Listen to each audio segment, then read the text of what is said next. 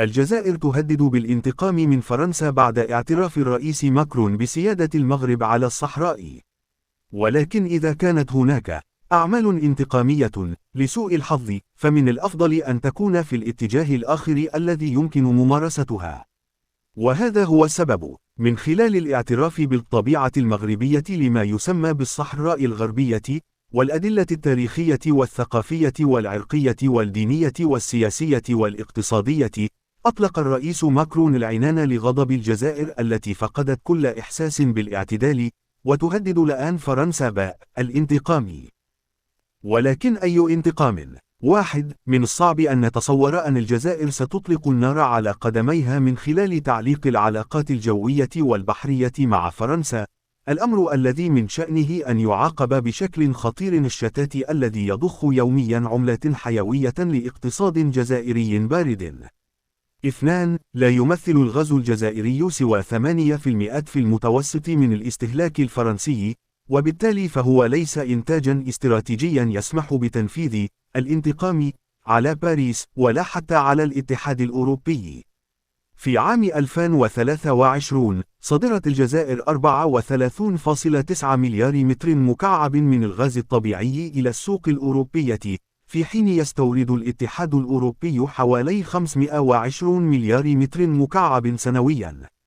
وتنتج الجزائر حوالي 130 مليار متر مكعب فقط من الغاز، من أصل إنتاج عالمي يبلغ 3850 مليار متر مكعب، وهي نسبة متواضعة.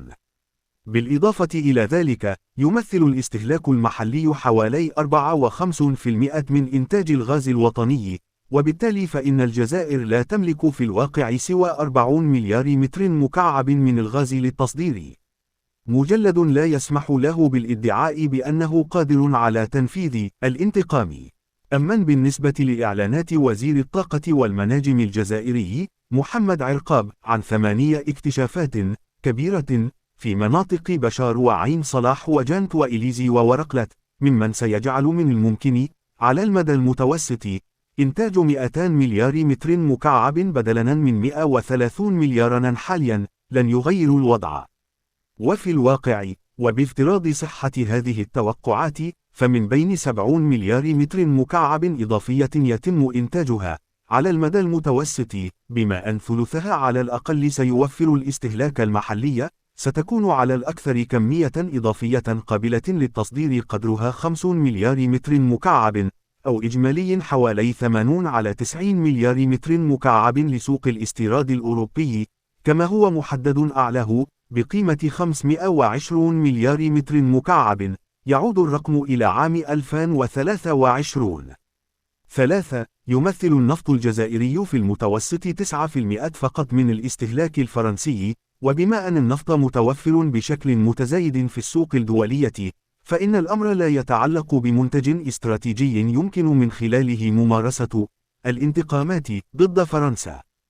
4. أما بالنسبة لتجارة فرنسا مع الجزائر، حيث تبلغ في المتوسط 12 مليار يورو فقط، في حين يبلغ إجمالي التجارة الخارجية الفرنسية 770 مليار يورو، فلن يكون هناك مرة أخرى أي مادة للانتقام. بالنسبة لفرنسا، من الناحية الاقتصادية، الجزائر غير موجودة، وإذا كانت هناك أعمال انتقامية، للأسف، فمن الأفضل أن تتم في الاتجاه الآخر، وخاصة فيما يتعلق بما يلي: 1. تسهيلات السفر الباهظة المقدمة للجزائريين الراغبين في القدوم إلى فرنسا، غالبا إلى أماكن أخرى لتلقي العلاج. بالنسبة لفرنسا، سيكون من السهل والسريع جدا موائمة سخاء التوزيع الممنوح للجزائريين مع نظيراته في بلدان المغرب العربي الأخرى. 2. يمكن فرض ضرائب فعالة على التحويلات المجانية الهائلة للأموال من الجزائريين المقيمين في فرنسا إلى بلدهم الأصلي، إما عبر القنوات الرسمية أو عبر القنوات غير الرسمية. 3. الاستثمارات الأجنبية المباشرة الفرنسية في الجزائر، والتي تبلغ في المتوسط 2.4 مليار يورو، من أصل 6 مليار يورو، ممن يضع فرنسا في المركز الثالث خلف الولايات المتحدة الأمريكية وإيطاليا، ولكن في المركز الأول خارجها. في مجال المحروقات، يتم تنفيذ الاستثمار الأجنبي المباشر الفرنسي في اتجاه التنويع الأساسي للاقتصاد الجزائري، لا سيما في القطاعات الميكانيكية أو الصيدلانية. المتحدة الأمريكية وإيطاليا، ولكن في المركز الأول خارجها. في مجال المحروقات، يتم تنفيذ الاستثمار الأجنبي المباشر الفرنسي في اتجاه التنويع الأساسي للاقتصاد الجزائري، لا سيما في القطاعات الميكانيكية أو الصيدلانية.